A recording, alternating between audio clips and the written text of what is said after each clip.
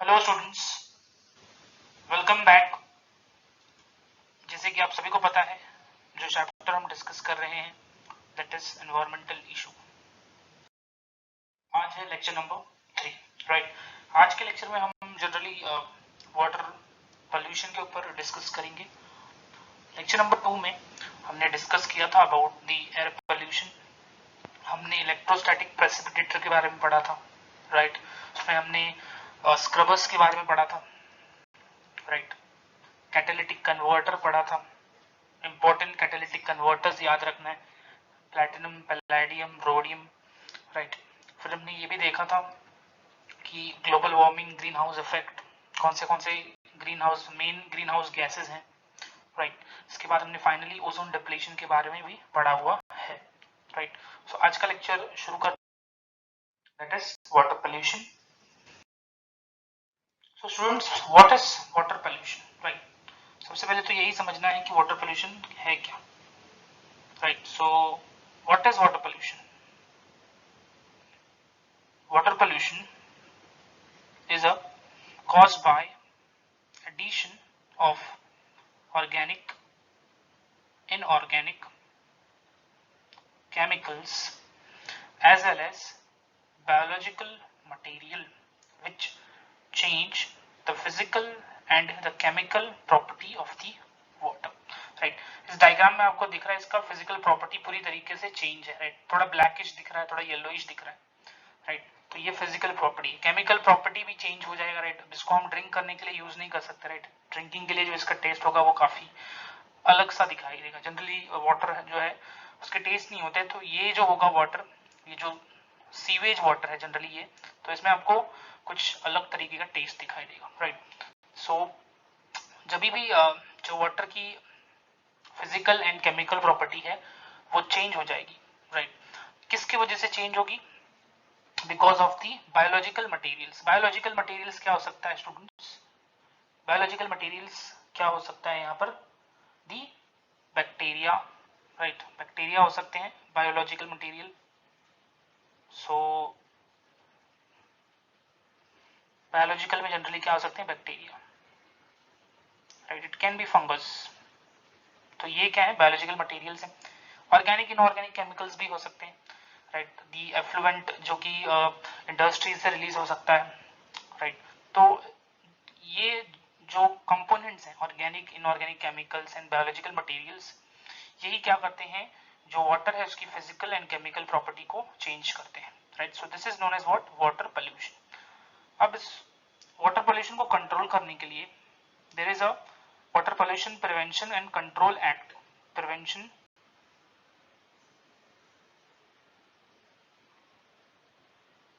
And control act, ठीक है। इसको याद रखना है, 1974। ओके। तो गवर्नमेंट ऑफ इंडिया ने वाटर पोल्यूशन को प्रिवेंट करने के लिए, कंट्रोल करने के लिए एक्ट बनाया 1974 में, राइट। कि कैसे हम वाटर पोल्यूशन को कम कर सकते हैं, कैसे वाटर साफ रख सकते हैं, पीने लायक रख सकते हैं और कम से कम वेस्ट कर सकते हैं, right. So this is the introduction what is the water pollution. आगे बढ़ते हैं अब, राइट। सो अब आगे बढ़ रहे हैं। Water pollution is caused by many sources, right. Sources क्या हो सकते हैं? Sewage matter, right. आपका जो ड्रेनेज का वाटर होता है, गटर का पानी, industrial wastage, agriculture wastage, domestic wastage, hot water of thermal plant and nuclear reactors, right. तो ये सारे सोर्स हैं, ये जितने भी सोर्स हैं, ये सब सोर्स जो है इनसे क्या रिलीज, इनके अंदर क्या प्रेजेंट होगा? Chemical, right. Which types of chemical? Organic, inorganic chemicals. उसके अलावा और क्या प्रेजेंट हो सकता है? दी माइक्रो ऑर्गेनिजम्स और the bacterias, right. Next, just a second, मैं इसको इरेज कर रहा हूं।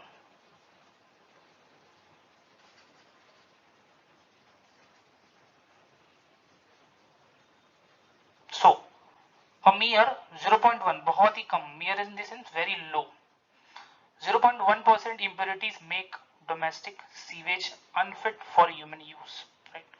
कितनी कम अमाउंट में ये इम्प्योरिटीज हैं, स्टिल ये जो इनका कम अमाउंट है ये अनफिट है ह्यूमन यूज के लिए, 0.1%। नेक्स्ट है composition of water. Okay, so generally जैसे कि पता है आप सभी को वाटर विल बी 99.9%, और जो इम्प्योरिटीज है जो हमने प्रीवियस स्लाइड में देखी कितनी होगी, 0.1%। ये ह्यूमन यूज नहीं हो कर सकती, right. It is not fit for human use, unfit है ये, unfit for human use, right. So इसके ये जो 0.1% प्रेजेंट है, इस वजह से जो वाटर है डोमेस्टिक सीवेज वो अनफिट है ह्यूमन के यूज में, राइट। सो इम्प्योरिटीज में क्या क्या है, कॉम्पोजिशन दिया हुआ है, this is the composition of impurities. Okay, so सबसे पहले क्या है, suspended solids, this can be sand, silt, clay. Colloidal materials हो सकते हैं जैसे faecal matter, bacteria, clothes, paper, fibres, right. इसके बाद डिसॉल्व्ड मटेरियल्स क्या होंगे, डिसॉल्व्ड मटेरियल्स डिसॉल्व्ड होंगे in the water, it can be nutrients, right, like nitrate, ammonia, phosphate, sodium, calcium. तो ये सारी चीजें प्रेजेंट होंगी, राइट, इन वाटर, और you can say in waste water और in sewage water, right. So ये composition है, इसको याद रखना है, यहां से पूरा, राइट, ये पूरा क्या है, कॉम्पोजिशन है। Okay, this is the composition of waste water.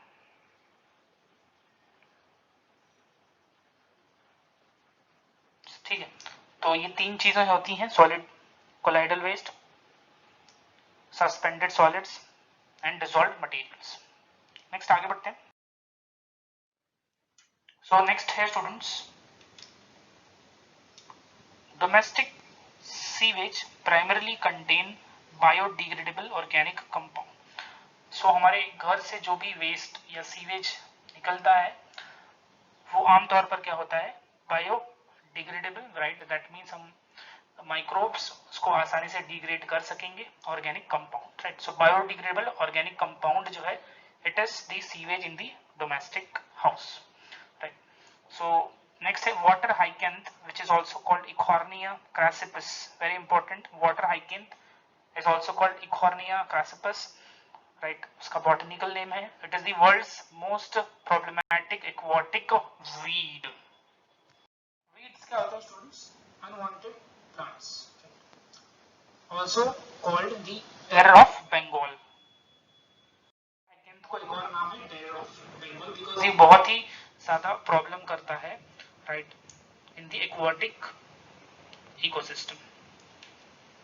Next आगे बढ़ते हैं, अनलाइक द डोमेस्टिक सीवेज, जैसे डोमेस्टिक सीवेज है उससे जो वेस्ट वाटर है, right, waste water from industries, तो यहाँ पर बताया हुआ है कि जो waste water from industries like petroleum, paper, manufacturing, metal extraction, processing, right, metal extraction and processing, chemical manufacturing etc often contain toxic substance, right। domestic sewage में generally हमने देखा कि क्या है, it is having biodegradable organic compound, right, जो कि आमतौर पर टॉक्सिक नहीं होंगे। जबकि बात की जाए इंडस्ट्रीज की, जैसे कि पेट्रोलियम है, राइट, पेपर है, उसके बाद मेटल इंडस्ट्री है, केमिकल इंडस्ट्री, यहाँ से जो भी वेस्ट निकलता है, वेस्ट वाटर कह लो, तो उसके अंदर जो सब्सटेंसेस होते हैं वो वेरी टॉक्सिक होते हैं, they are very toxic. Notably heavy metals, generally जो इंडस्ट्रीज से वेस्ट वाटर निकलेगा उसमें हैवी मेटल्स होंगे, defined as elements with density more than 5 grams per centimeter cube, such as mercury, copper, lead, etc. Right, so generally कौन से heavy metals होंगे यहाँ पर, mercury, cadmium, copper, lead etcetera, and variety of organic compounds like calcium. Okay, calcium carbonate example ले सकते हो आप, right. So generally आप देखोगे तो इंडस्ट्रीज जो है वो ज्यादा प्रॉब्लमैटिक है, ज्यादा बोल सकते हो रिस्पॉन्सिबल है वाटर पोल्यूशन के लिए। मैं ये नहीं कह रहा हूँ कि जो डोमेस्टिक सीवेज है वो रिस्पॉन्सिबल नहीं है, बट बहुत इंपॉर्टेंट है कि हम इंडस्ट्रीज पर थोड़ी रिस्ट्रिक्शंस लगाएं ताकि जो वाटर पोल्यूशन है वो कंट्रोल हो सके। नेक्स्ट आगे बढ़ते हैं students. Water having DO, DO क्या होता है? Dissolved oxygen. Okay, what is DO? Dissolved oxygen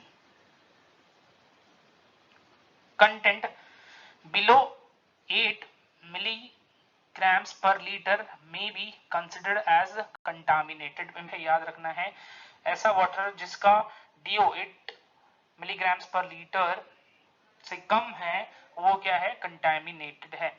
और जिसका बिलो 4 है, it is heavily polluted, right. So 7-6 है तो वो कंटामिनेटेड है, बट 4 से कम है तो बहुत ही ज्यादा कंटामिनेटेड है, बहुत ही ज्यादा पॉल्यूटेड है, right. And DO is measured by oximeter, very important, याद रखना है, ये वैल्यूज इंपॉर्टेंट है। अगर डिसॉल्व्ड ऑक्सीजन जो है एक वाटर में 8 से कम है तो उसको हम कंसिडर करेंगे कि हाँ चलो कंटामिनेटेड है, इसको हम पानी पीने के लिए यूज नहीं कर सकते। बट अगर ये 4 से भी कम है, राइट, तो बहुत ज्यादा पोल्यूटेड है ये, right. And DO is measured is by oximeter, right.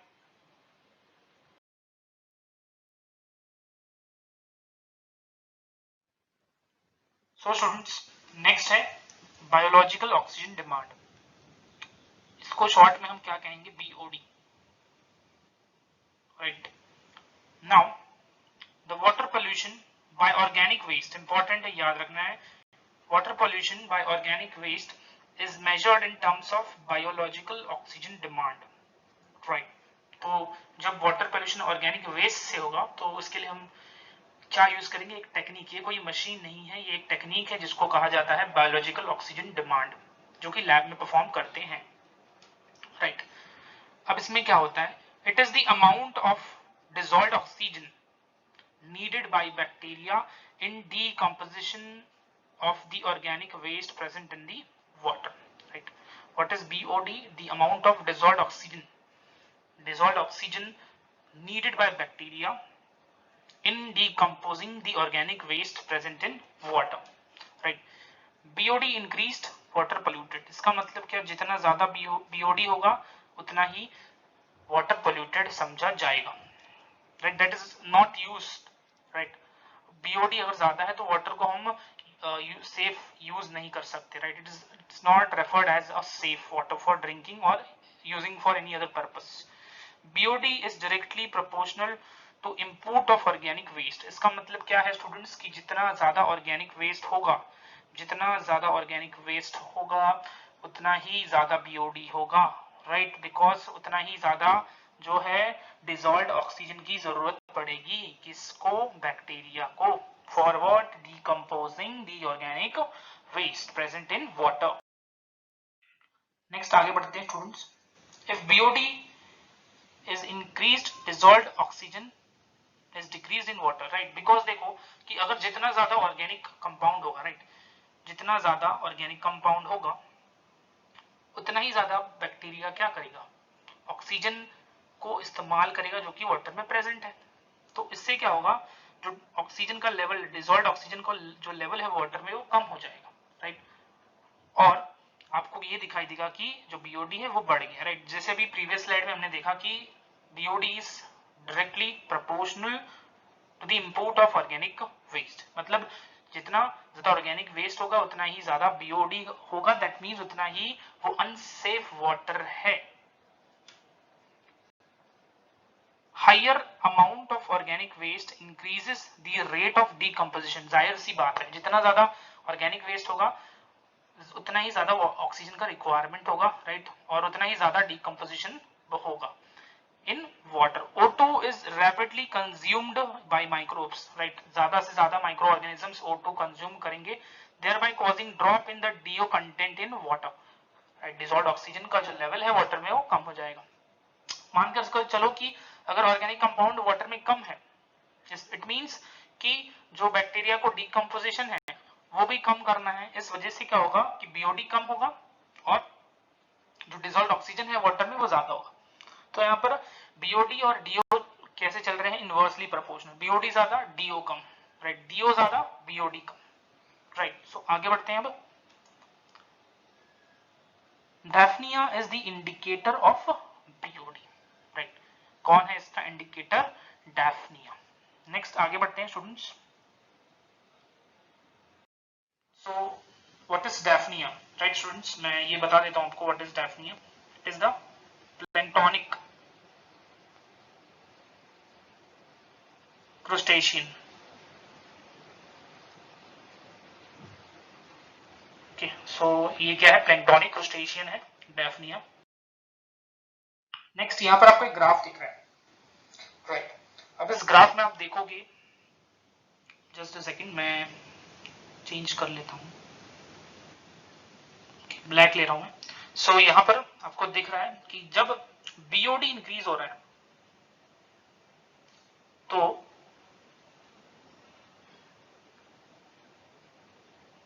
जो डीओ है वो क्या हो रहा है? कम हो रहा है, राइट। और फिर उसके बाद जब ये बीओडी कम हो रहा है, राइट, तो आप देख सकोगे कि जो डीओ है वो बढ़ गया है। सो यहां से समझ में आ रहा है कि दोनों का जो रिलेशनशिप है that is what? Inversely proportional. तो यहां पर क्या दिया हुआ है? Effect of sewage discharge on some important characteristic of a river, right. So river पर क्या असर पड़ रहा है? अगर बीओडी ज्यादा है तो जो डीओ है वाटर का इन द रिवर वो कम होगा, और जब बीओडी कम है, राइट, मतलब ऑर्गेनिक जो कंपाउंड है उनको डिकम्पोज करने का जो रेट है वो कम है, तो वहां पर जो डीओ है वो ज्यादा होगा। वो क्या होगा स्टूडेंट्स? ज्यादा, राइट। सो ये रिलेशन है, इसको याद रखना है आप लोगों को। आगे बढ़ते हैं। Next COD, BOD, COD, right. BOD जैसे कि आपको पता है इट इज बायोलॉजिकल या फिर बायोकेमिकल, दोनों ही टर्म है। COD is what? Chemical oxygen demand is the oxygen requirement by a chemical K2Cr2O7, that is potassium dichromate, for oxidation of total organic matter that is biodegradable as well as non biodegradable in water, right। so यहाँ पर आप लोगों को याद रखना है कि COD BOD में डिफरेंस क्या है। जब BOD की हम बात कर रहे थे तो हम सिर्फ डिस्कस कर रहे थे about the decomposition of organic matter, but जबकि यहाँ पर हम बात करेंगे both biodegradable as well as non biodegradable, total, यहाँ पर हम टोटल बात कर रहे हैं, राइट। यहाँ पर हम टोटल ऑर्गेनिक मैटर की बात कर रहे हैं, राइट। सो इसके लिए याद रखना है कि एक इंपॉर्टेंट रिएजेंट है K2Cr2O7 that is the potassium dichromate, right. इतना ही याद रखना है, इसमें ये याद रखना है। Then you have to remember the oxidation, then total organic matter, right. ये इतना सफिशिएंट है about the chemical oxygen demand, right. So next आगे बढ़ते हैं स्टूडेंट्स। ये डायग्राम जस्ट आपको दिखाने के लिए कि ये लैब में हो रहा है। कहां हो रहा है ये? In the lab. Now COD value is always higher than BOD value. बहुत सिंपल सी बात है। यहां पर हम किसके बारे में बात करें? Total organic matter, it is biodegradable और नॉन बायोडिग्रेडेबल, राइट। तो जाहिर सी बात है कि ये जो वैल्यू आएगी वो क्या होगी? ज्यादा होगी। यहाँ पर जो वैल्यू आएगी वो स्टूडेंट्स क्या होगी? ज्यादा होगी, right, as compared to the BOD। BOD से ज्यादा वैल्यू किसकी होगी? COD, that is chemical oxygen demand, because उसमें हम दोनों कंसिडर कर रहे हैं, biodegradable as well as non biodegradable type of matters, right. So इसको याद रखना, ये भी इंपॉर्टेंट लाइन है, दैट इज BOD जो है वैल्यू कम होती है as compared to the COD value. Next biological magnification, right. Magnification का मतलब क्या होता है? इसको जूम कर देखना, right. Magnifier, right, magnifier word सुना है आपने, जूम करना। So the non biodegradable pollutant like aluminium, mercury, iron, DDT, pesticides, phenolic compounds like the ABS, that is alkyl benzene sulfonate, are not decomposed by microorganism, right। ये सब ऐसे pollutant है जिसको microorganism decompose नहीं करता, right, नहीं कर पाता। अब ये क्या होता है? इससे क्या होता है? they get accumulated in the tissue, right। ये जो organism है उनके टिश्यू में ये accumulate हो जाते हैं, right। increasing concentration along the food chain, right, is called biological magnification, right. Water है, वाटर में ये पॉल्यूटेंट्स प्रेजेंट हैं, राइट, ये नॉन बायोडिग्रेडेबल पॉल्यूटेंट्स प्रेजेंट है. वाटर से किसने लिया? प्रोड्यूसर. प्रोड्यूसर से किसके पास गया? Consumers, right. ऐसे ऐसे कर कर मैग्नीफाई हो रहा है, ऊपर ऊपर जा रहा है और कहां तक पहुंचेगा? The highest concentration. ये जो पॉल्यूटेंट है इसका हाईएस्ट कॉन्सेंट्रेशन कहां होता है? It occurs in the top consumers. Important है, याद रखना है पूरी line, right. What is biomagnification या फिर biological magnification? It is the accumulation of the pollutant, right, in increasing concentration along the food chain, right. और सबसे ज्यादा जो इस harmful pollutant का concentration है वो किसमें होगा? in the top consumers. इस डायग्राम को समझते हैं. अब देखो स्टूडेंट्स, ये है वाटर. सपोज यहां पर DDT प्रेजेंट है. अब ये जो वाटर है इनको कौन लेगा? Zooplanktons, right. So generally, right, water में मानकर चलो कुछ एक suppose 1 litre water, right, 1 litre water.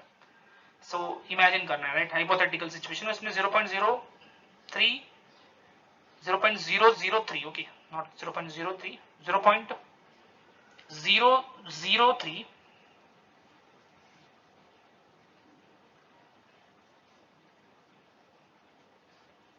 DD present है, DDT प्रेजेंट है. अब ये जो ज़ूप्लैंक्टॉन है, मान लो इन्होंने 10 लीटर पानी पिया, राइट. सो उससे क्या होगा? जो DDT का कॉन्सेंट्रेशन है उनके बॉडी में, ध्यान से सुनो, कि मान लो ज़ूप्लैंक्टॉन ने 10 लीटर्स पानी लिया, 10 लीटर्स. तो अब 1 लीटर में इतना है तो 10 लीटर में ज्यादा ही होगा. तो आपको समझ में आ रहा है कि ये बढ़ते जा रहा है, ये बढ़ गया. 10 लीटर्स में जो DDT है वो ज्यादा होगा. इसका मतलब ज़ूप्लैंक्टॉन्स के अंदर जो DDT गया है वो बहुत ज्यादा गया है. अब ये ज़ूप्लैंक्टॉन्स को कौन खा रहा है? The small fishes. तो क्या जो फिशेस हैं वो एक ज़ूप्लैंक्टॉन को खाएंगे? नहीं, राइट. वो 100 ज़ूप्लैंक्टॉन्स को खाएंगे, राइट. तो अब यहां पर मैं एक वैल्यू ले रहा हूं, देखो ध्यान से सुनना है. एक ज़ूप्लैंक्टॉन ने 10 लीटर्स पानी पिया, राइट. तो उनके अंदर DDT मान लो कितना है? 0.04 पार्ट्स पर मिलियन. क्या अब नेक्स्ट, ये एक ज़ूप्लैंक्टॉन की बात है, राइट. अब ये जो नेक्स्ट है फिश जो है, क्या वो एक ज़ूप्लैंक्टॉन खाएंगे? नहीं, उनका पेट नहीं भरेगा. मान लो उन्होंने कितना खाया? से फॉर इंस्टेंट 5. कितना खाया? 5. तो अब इनके अंदर जो कॉन्सेंट्रेशन है DDT का वो बढ़ गया, 0.5 ppm हो गया, राइट. क्योंकि हम यहाँ पर 0.04 जो ppm कंसिडर कर रहे थे DDT, वो एक ज़ूप्लैंक्टॉन में था. और जो फिशेस हैं वो एक नहीं ज़ूप्लैंक्टॉन खाएंगे, बहुत सारे खाएंगे, राइट. सो फिशेस में कितना हो गया? DDT का कॉन्सेंट्रेशन 0.5 ppm. अब नेक्स्ट आगे बढ़ेंगे. अब ये जो स्मॉल फिशेस हैं, ये स्मॉल फिशेस जो है इनको कौन खाएगा? Large fishes, right. Diagram just बाजू में ही दिया हुआ है. अब ये जो लार्ज फिश है वो क्या एक स्मॉल फिश खाएंगे? ठीक है, राइट. एक स्मॉल फिश में कितना है? DDT 0.5 ppm. ध्यान से सुनना है, एक स्मॉल फिश में कितना DDT है? 0.5 ppm. DDT क्या है? It is the pollutant, right. तो ये जो लार्ज फिश है ये कम से कम कुछ नहीं तो 4 स्मॉल फिश तो खाएगा ही. तो यहां पर जो DDT का कॉन्सेंट्रेशन है वो 2 ppm हो जाएगा. तो आपको समझना है वो कैसे बढ़ रहा है, मैग्नीफाई हो रहा है. इसी को मैग्नीफाइंग, जूम. पहले 0.003 था पानी में, राइट. अब बहुत सारा पानी ज़ूप्लैंक्टॉन ने पिया है, तो एक ज़ूप्लैंक्टॉन के अंदर जो DDT का कॉन्सेंट्रेशन था वो 0.04 हो गया. अब जो स्मॉल फिशेस हैं, क्या वो एक ज़ूप्लैंक्टॉन खाकर उनकी भूख मिट जाएगी? नहीं, बहुत सारे ज़ूप्लैंक्टॉन्स को खाएंगे. तो ये एक जो स्मॉल फिश है जो 10 या 5 ज़ूप्लैंक्टॉन्स को खाएगा, तो उनके अंदर जो DDT का कॉन्सेंट्रेशन है वो 0.5 ppm हो जाएगा. लार्ज फिशेस अगेन एक ही स्मॉल फिश तो नहीं खाएंगे, बिकॉज एक स्मॉल फिश के अंदर कितना है DDT का कॉन्सेंट्रेशन? 0.5. ऐसे मान लो 5 या 4 स्मॉल फिशेस को लार्ज फिशेस ने खाया, तो जाहिर सी बात है जो कॉन्सेंट्रेशन है वो लार्ज फिश में बढ़ गया, तो 2 ppm. अब ये जो लार्ज फिश है इनको कौन खाएगा? Fish eating animals, right. अब ये जो फिश ईटिंग एनिमल्स हैं, क्या वो एक लार्ज फिश खाएंगे? शायद 2 खा सकते हैं, 3 खा सकते हैं, राइट. तो अब यहां पर देखोगे कि एक लार्ज फिश में, राइट, एक लार्ज फिश में कितना DDT का कॉन्सेंट्रेशन है 2 ppm, राइट। तो अब ऐसे मान लो इन्होंने, ठीक है, हाइपोथेटिकल सिचुएशन फिर से मैं बता रहा हूं यहाँ पर, कि जो फिश ईटिंग बर्ड हैं, फिश ईटिंग बर्ड्स जो हैं, इन्होंने फिश ईटिंग बर्ड्स ने मानकर चलो कि, ज्यादा मैं बोल रहा हूं बट स्टिल हम कंसिडर कर रहे हैं, 5 लार्ज फिश खाई, 5, तो एक फिश में कितना है 2 ppm है, तो 5 के हिसाब से 10 ppm, राइट। कितना होगा 10 ppm DDT प्रेजेंट होगा एक फिश ईटिंग बर्ड में, एक फिश ईटिंग बर्ड में, right? So this is what is magnification. Which type of magnification? Biomagnification, also called biological magnification. कैसे ये, जैसे जैसे जो फूड चेन में आगे बढ़ रहे हैं, वैसे वैसे क्या हो रहा है, यहाँ पर जो कॉन्सेंट्रेशन है वो बढ़ता जा रहा है of the harmful pollutants, right students. So इसको याद रखना है, आगे बढ़ते हैं। सो स्टूडेंट्स यहाँ पर क्या दिया हुआ है, एग्जांपल्स देख लेते हैं। ऑलरेडी हमने समझ लिया है what is biological magnification, right. The concentration of DDT is increased at successive tropic levels, right? हर एक लेवल पर वो बढ़ता ही जाएगा। मैग्नीफाई मतलब वही बताया हुआ है, जूम एनलार्ज होते जाएगा, बढ़ता जाएगा। Say if it starts at 0.003 parts per billion in water, water में कितना है 0.003, it can ultimately reach to 25 parts per million, right? कहां तक पहुंच सकता है 25 parts per million in fish eating birds through biomagnification। Diagram में हमने देखा वाटर में कितना था 0.003 ppb, इंक्रीज होते होते होते कहां तक पहुंच गया इन दी फिश ईटिंग बर्ड्स, जिसमें कहा कितना था 25 ppm। मिनीमाटा disease is caused in humans in Japan by biomagnification of mercury। तो मर्क्यूरी के एक्यूमुलेशन से जापान में एक डिजीज हुआ था, Minamata disease, which is a neurological syndrome. किस टाइप का सिंड्रोम है ये, neurological syndrome. What is this, it is a neurological syndrome, okay. So इसको याद रखना, it is due to the accumulation of mercury, right, in humans. Next आगे बढ़ते हैं, इसी को आगे एक्सप्लेन किया हुआ है। High concentration of DDT disturbs calcium metabolism in birds. Birds में अगर ये 25 पार्ट्स पर मिलियन है तो इससे क्या हो सकता है स्टूडेंट्स, जो उनका कैल्शियम मेटाबॉलिज्म है वो डिस्टर्ब हो सकता है, right. Then fish eating birds में कितना है DDT 25 ppm है, राइट। लार्ज फिश में कितना है DDT 2 ppm, स्मॉल फिशेस में कितना है DDT 0.5 ppm, जू प्लैंक्टॉन्स में कितना है 0.04 ppm एंड वाटर में कितना है 0.003 ppb। अब इससे क्या होगा, जो ऑर्गेनिजम्स हैं उनका जो एग है, शेल है, वो क्या हो जाएगा पतला, थिन, राइट।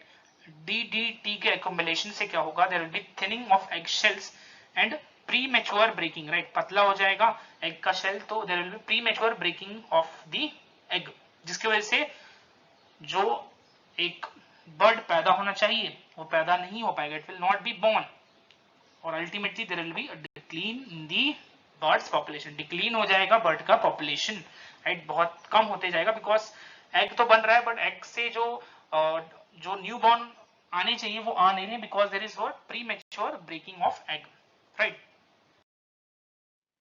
नेक्स्ट स्टूडेंट्स है यूट्रॉफिकेशन।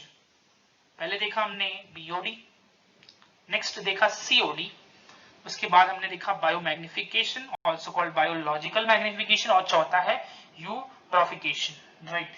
ये आपको थोड़ा सा सिमिलर लगेगा टू सक्सेशन। सक्सेशन हमने पढ़ा है in the chapter ecosystem, right. So the process of nutrient enrichment of water, जो वाटर है वो न्यूट्रिएंट से एनरिच्ड होता है, and consequent loss of species diversity और death of aquatic animals, species diversity खत्म होने लगती है, इसी को क्या कहा जाएगा, यूट्रॉफिकेशन। एंड लेक में जब यूट्रॉफिकेशन होगा उस टाइप के लेक को क्या बोलेंगे, यूट्रॉपिक लेक।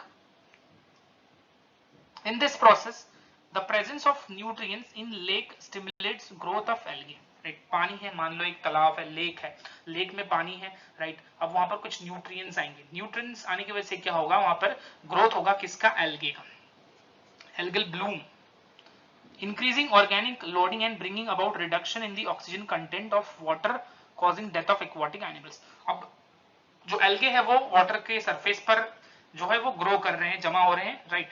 इससे क्या होगा, जो अंदर है, पानी के अंदर जो एक्वाटिक प्लांट्स एनिमल्स हैं, उन तक ऑक्सीजन पहुंच नहीं पाएगा और वहीं पर उनका डेथ हो जाएगा, right. Eutrophication can be caused by the following man-made sources, right. Natural source से भी होता है, मैन-मेड सोर्स से भी होता है। Household detergents, industrial waste and sewage, ये तीन है। Household detergents, industrial waste, sewage, ये तीनों से क्या हो सकता है, यूट्रॉफिकेशन, राइट, जिसमें हम सीवेज के बारे में भी पढ़ेंगे। Next is sewage. Sewage contains highest amount of carbonic materials and biological materials, right. Carbon containing material ज्यादा होता है, बायोलॉजिकल मटेरियल ज्यादा होता है, जो कि क्या है, एक पॉल्यूटेंट है, right. These carbonic material increase the number of decomposers like bacteria and fungus, right? So ये जो कार्बन कंटेनिंग कंपाउंड्स हैं, ये क्या करते हैं, इंक्रीज करते हैं number of decomposers like bacteria and fungus, right? The acceleration of microbial activity increases the BOD of water, right? Biological oxygen demand, right? BOD जो है, क्योंकि कार्बन जो कार्बोनिक मटेरियल है वो ज्यादा है, जिस वजह से जो वाटर का BOD है वो बढ़ जाएगा, right? BOD is very less in pure water. Why? Because organic compound या organic matter कम होता है. Organic matter is less, right? Organic matter is less. इसके वजह से वहां पर BOD कम, but DO ज्यादा, right? The higher BOD is the indication of water pollution, जैसे हमने पढ़ा है. And water of polluted reservoir cannot be utilized. It is very bad smell. Spreads around the locality, very bad smell होता है and it spreads around the locality. Infections or infectious disease can also take place, right? So जिस भी water का BOD ज्यादा होगा वो एक indication है, एक सिग्नल है कि वाटर पोल्यूटेड है, इसको नहीं पीना चाहिए, इसको इस्तेमाल नहीं करना चाहिए, बहुत ही फाउल स्मेल आएगा, और अगर इसको किसी ने बाय चांस ड्रिंक किया तो it can be very life threatening. Next आगे बढ़ते हैं students. Eutrophication is a natural ageing, right. एक और तरीके से इसको डिफाइन किया है कि यूट्रॉफिकेशन क्या है, इट इज अ एजिंग, जैसे ह्यूमंस में एजिंग होता है, राइट, हम ओल्ड होते हैं, ओल्ड होने के बाद डेथ हो जाती है, सेम चीज यहाँ पर है कि जो नेचुरल यूट्रॉफिकेशन है वो क्या है, it is a ageing of lake bye biological enrichment of its water, right. Water में क्या होता है, बायोलॉजिकल एनरिचमेंट ऐड किए जाते हैं, right. Natural aging of lake may span thousands of years and lake finally convert into land due to deposition of silt. तो धीरे धीरे कर कर वहां पर बायोलॉजिकल एनरिचमेंट होगा, राइट, उस वाटर में, राइट, उस वाटर में क्या होगा, बायोलॉजिकल एनरिचमेंट होगा। अब उसके अंदर जो भी plants and aquatic plants animals हैं उनको ऑक्सीजन नहीं मिल पाएगा, जिसकी वजह से डेथ हो जाएगी, उनका डीकंपोजिशन हो जाएगा, राइट। तो इस तरीके से चलेगा और ये जो पूरा प्रोसेस है इसको काफी ज्यादा टाइम लगता है, राइट। और धीरे धीरे जो लेक था, यूट्रॉपिक लेक था, अब वो किस में कन्वर्ट हो जाएगा, इनटू लैंड, राइट। थोड़ा सा सक्सेशन जैसा लग रहा है आप लोगों को, उम्मीद कर रहा हूं मैं ये। Pollutants from man activities like effluents from the industries, homes are radically accelerate the aging process. This phenomena is called accelerated eutrophication or cultural eutrophication. So यहाँ पर जो man-made activities हैं उनके वजह से भी क्या हो सकता है, aging, right, of the lake, right, और इसको क्या कहेंगे, accelerated eutrophication और cultural eutrophication. ये कैसे होगा आप समझ रहे हो, देखो अब जब जो एफ्लुएंट्स है वो लेक में जाएगा तो जाहिर सी बात है कि जो लेक का वाटर है उसके अंदर ऑर्गेनिक मैटर ज्यादा हो जाएगा, राइट। लेक में जाएगा तो लेक के अंदर जो ऑर्गेनिक मैटर है वो ज्यादा हो जाएगा। अब वहां पर बीओडी ज्यादा हो गया लेक का, क्योंकि ऑर्गेनिक मैटर ज्यादा हो गया। अब वहां पर बहुत सारे माइक्रोब्स आएंगे, बहुत सारे माइक्रोब्स आकर क्या करेंगे, ऑक्सीजन का इस्तेमाल करेंगे। बहुत ज्यादा ऑक्सीजन का इस्तेमाल करेंगे तो क्या होगा, जो उस लेक में एक्वाटिक प्लांट्स एंड एनिमल्स हैं, ध्यान से सुनो, उस लेक में जो एक्वाटिक प्लांट्स एंड एनिमल्स हैं वो रह पाएंगे क्या, नहीं रह पाएंगे, राइट, उनकी डेथ हो जाएगी। तो इसको आपको दोनों तरीके से समझना है। जब नेचुरल की बात करेंगे तो वहां पर क्या होगा, बायोलॉजिकल एनरिचमेंट होगा इन द वाटर, राइट। जब हम मैनमेड की बात करेंगे जिसको क्या कहते हैं एसेलरेटेड या फिर कल्चरल यूट्रोफिकेशन, उसमें हम जनरली देखेंगे कि जो एफ्लुएंट्स हैं इंडस्ट्रीज से, होम से, वो रिलीज होती है इन द वाटर, उस वजह से भी यूट्रोफिकेशन हो सकता है। During eutrophication due to organic matter lake becomes shallow and warmer, right, गहराई उसकी कम हो जाती है और थोड़ा क्या हो जाता है, गर्म।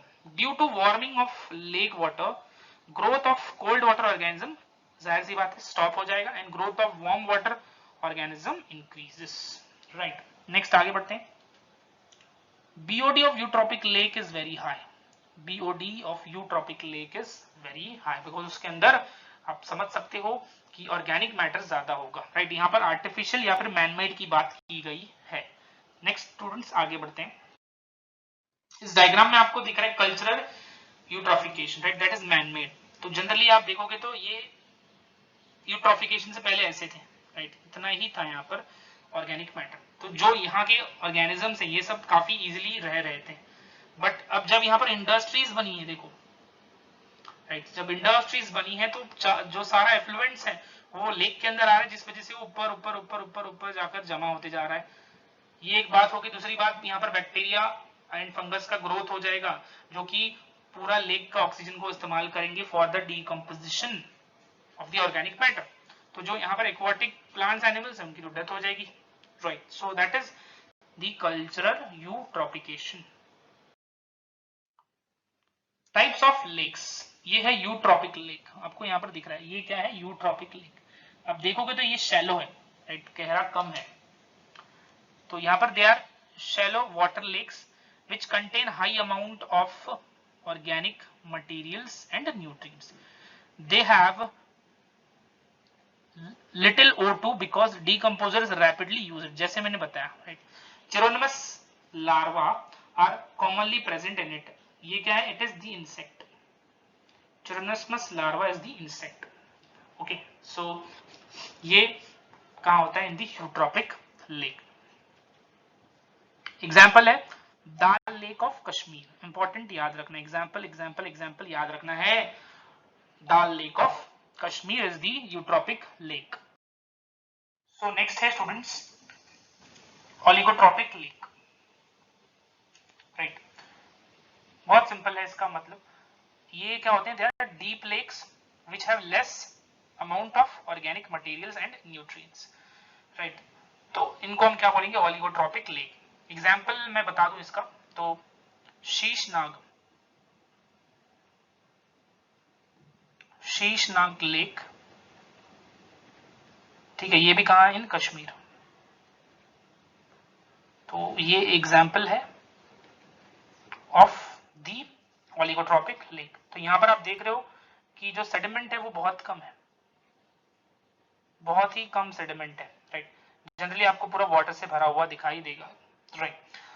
नेक्स्ट आगे बढ़ते हैं स्टूडेंट्स।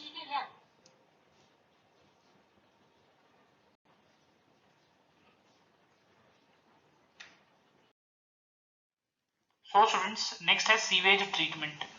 सीवेज ट्रीटमेंट, राइट, ये ऑलरेडी आपने पढ़ा हुआ है in the topic microbes in human welfare, right. So just मैं ओवरव्यू दे दूंगा इस टॉपिक का। अब जो ट्रीटमेंट है वो दो स्टेप्स में होता है। पहला है प्राइमरी ट्रीटमेंट, जिसको क्या कहा जाएगा, फिजिकल ट्रीटमेंट। क्या कहा जाएगा इसको, फिजिकल ट्रीटमेंट, ओके। सो इसको हम फिजिकल ट्रीटमेंट भी बोलेंगे। अब इसमें क्या होता है, these treatments steps involves physical removal of particles large and small from the sewage. तो जो सीवेज है उसमें से जो स्मॉल एंड लार्ज पार्टिकल्स हैं उनको फिजिकल मेथड से रिमूव किया जाएगा थ्रू फिल्ट्रेशन एंड सेडिमेंटेशन। तो यहाँ पर दो मेथड का यूज हो रहा है स्टूडेंट्स, फिल्ट्रेशन एंड सेडिमेंटेशन। दोनों ही वन बाय वन फॉलो किए जाएंगे। They are removed in stages, या फिर this are removed in stages. Initially there are floating debris which is removed by sequential filtration. So कुछ चीजें फ्लोट होंगी, right, कुछ कचरा फ्लोट हुआ होगा, उसको फिल्ट्रेशन से रिमूव किया जाएगा। Then the grit, that is soil and small pebbles, are removed by sedimentation.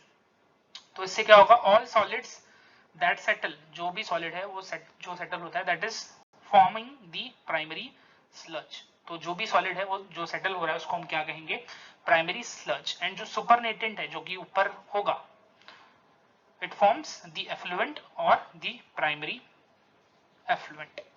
The primary effluent from the primary settling tank, the primary effluent from the primary settling tank is taken for secondary treatment. So यहाँ पर हम देख रहे हैं primary sludge है, right. उसके बाद हम देख रहे हैं कि प्राइमरी स्लज के अलावा कुछ चीजें ऊपर हैं, float, right, that is supernatant, जो कि क्या है, द प्राइमरी एफ्लुएंट।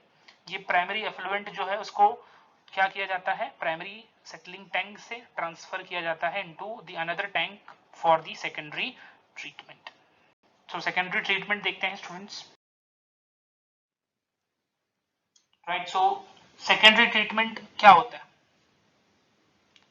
अब प्राइमरी एफ्लुएंट जो है it is passed into the large aeration tank, किसमें पास किया इसको, large aeration tank, where it is constantly agitated। इसको क्या किया जाता है, mix in presence of air.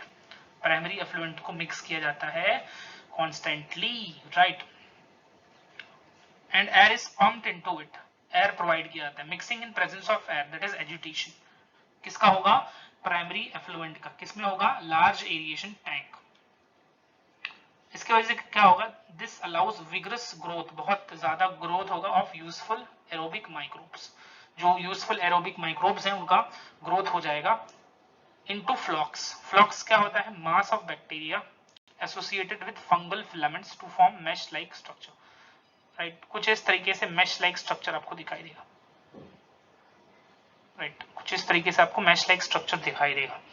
ये किसका मैश लाइक स्ट्रक्चर होगा, mass of bacteria associated with fungal filaments, right. आई बात समझ में, तो इसको याद रखना है आपको।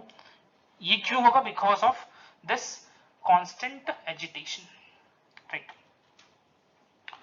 While growing, these microbes consume the major part of organic matter। तो ये ग्रो कर रहे हैं जिसकी वजह से जो प्राइमरी एफ्लुएंट में ऑर्गेनिक मैटर प्रेजेंट है उसको ये क्या करेंगे, डिकम्पोज करना शुरू करेंगे, या कंपोज बोल सकते हो, कंज्यूम करना शुरू करेंगे, राइट। नेक्स्ट देखते हैं, this significantly reduces the BOD of the effluent, right। अब बिकॉज यहाँ पर ऑर्गेनिक मैटर को डिकम्पोज कर रहे हैं द बैक्टीरियास, तो क्या होगा, जो एफ्लुएंट है उसका BOD कम हो जाएगा।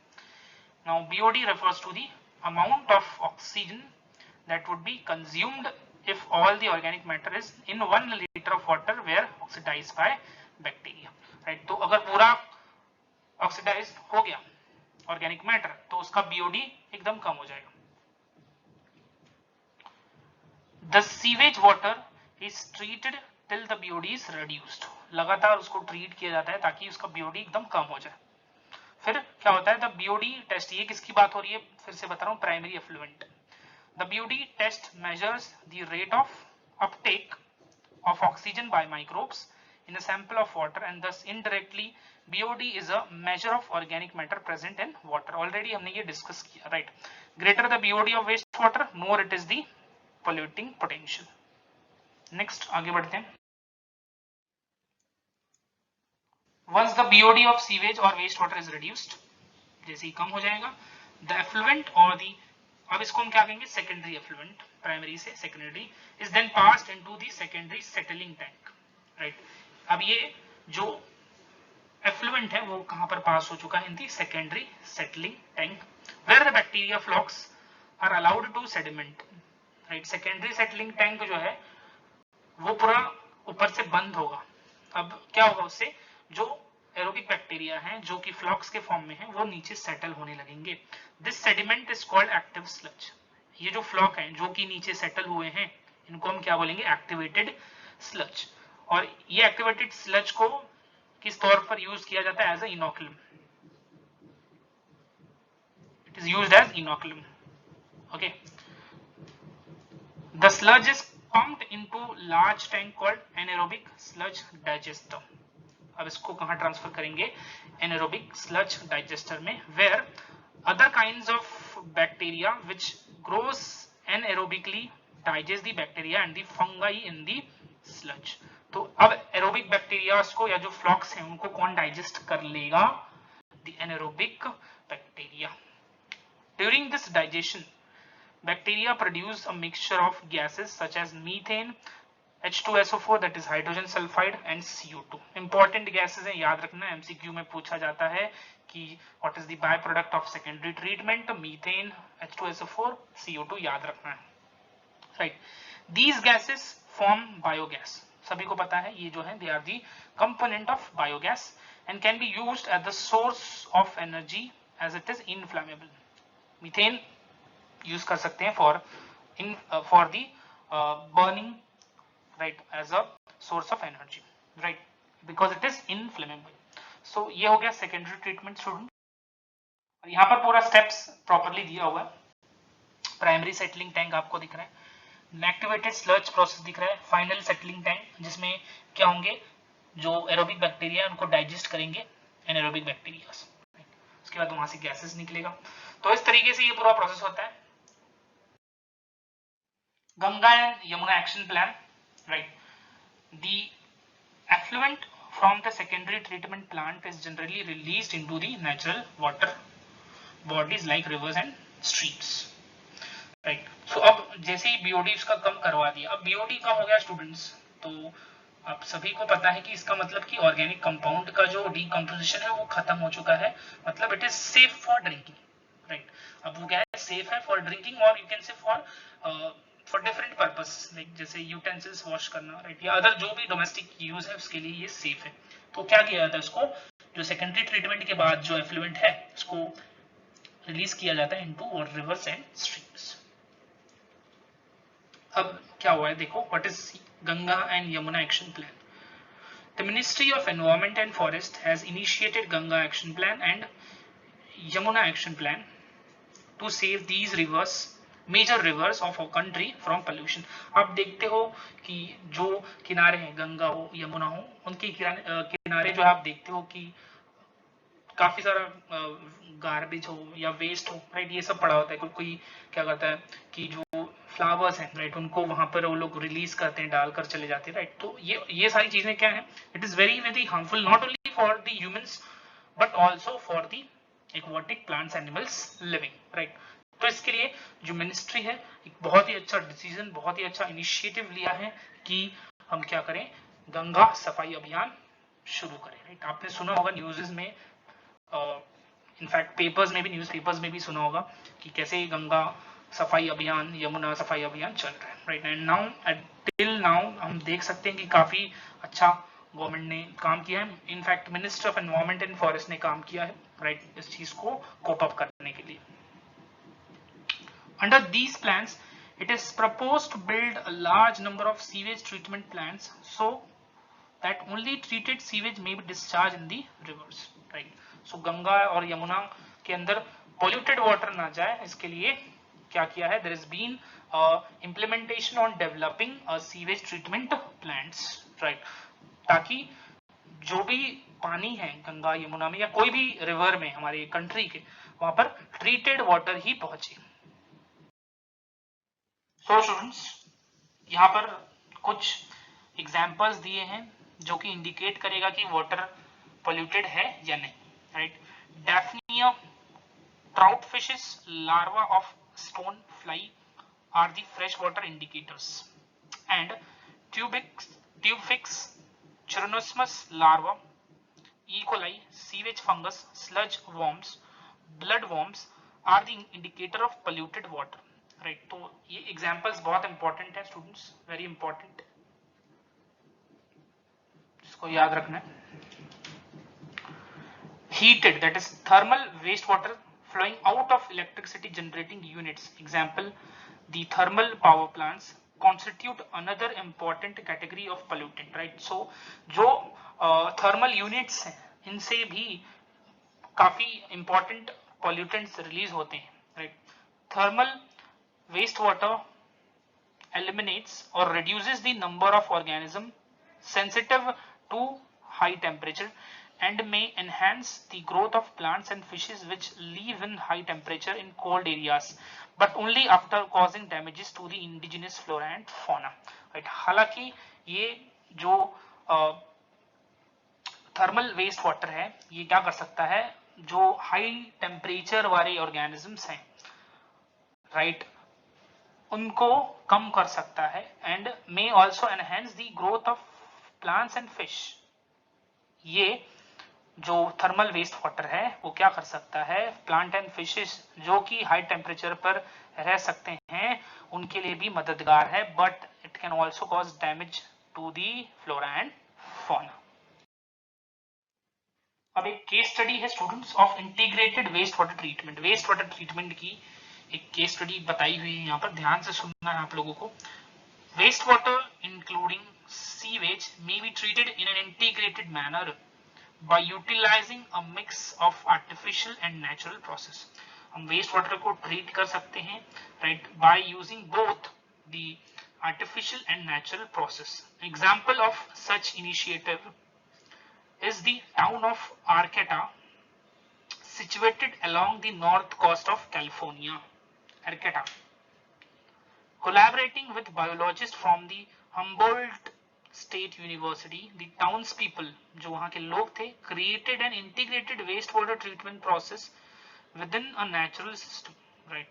उन्होंने बहुत अच्छे से इसको प्लान किया, राइट, और वेस्ट वाटर ट्रीटमेंट का प्रोसेस आगे बढ़ाया, right, with the collaboration of the biologists from Humboldt State University. The cleaning occurs in 2 stages. 2 stage में क्लीनिंग हुआ है. पहला, द कन्वेंशनल सेडिमेंटेशन, सेडिमेंटेशन होगा, फिल्टरिंग होगा एंड क्लोरीन ट्रीटमेंट, राइट, ये 3 चीज होगी. And after this stage lots of dangerous pollutants like dissolved heavy metals still remain, right. तो ये पहले जो नॉर्मली जो हमारा प्रोसेस है, ठीक है, जो ट्रेडिशनल प्रोसेस है, that is sedimentation, filtering, chlorine treatment, ये तो किया, बट इससे क्या होगा, जो हैवी मेटल्स हैं वो बचे रहेंगे, राइट. अब इसको क्या कर, इसको कैसे निकाला जाए? To combat this an innovative approach was taken. बहुत ही अलग सा, बहुत ही यूनिक उन्होंने एक टेक्निक या फिर अप्रोच इस्तेमाल किया. Biologist develop a series of 6 connected marshes. इन्होंने क्या डेवलप किया? 6 interconnected marshes where 60 hectares of marshland. कितने हेक्टर्स का था ये? 60 hectares. Appropriate plants, algae, fungi and bacteria were seeded into this area. ये जो मार्शलैंड है, यहाँ पर इन्होंने क्या ग्रो किया? Algae, plants, fungus and bacteria, right. ये जो ऑर्गेनिजम्स थे, इन्होंने क्या किया? Which will neutralize, absorb and assimilate the pollutants. ये जो dissolve heavy metals हैं, जो कि pollutant हैं, जो कि वाटर में थे, इनको इन ऑर्गेनिजम्स ने क्या किया? न्यूट्रलाइज किया, किसी ने एब्जॉर्ब किया, एसिमुलेट किया, right. Hence as the water flows through the marshes it is purified naturally, right. So इस तरीके से इन्होंने क्या किया? 60 हेक्टर्स का जमीन ले लिया, 10-10 हेक्टर्स में उसको डिवाइड किया, 6 मार्शेस बनाए. हर एक मार्श में उन्होंने एल्गे ग्रो किया, फंगस ग्रो किया, प्लांट्स ग्रो किया, बैक्टीरिया ग्रो किया, और इससे उस वाटर को ट्रांसफर किया जिसके अंदर हैवी मेटल्स थे.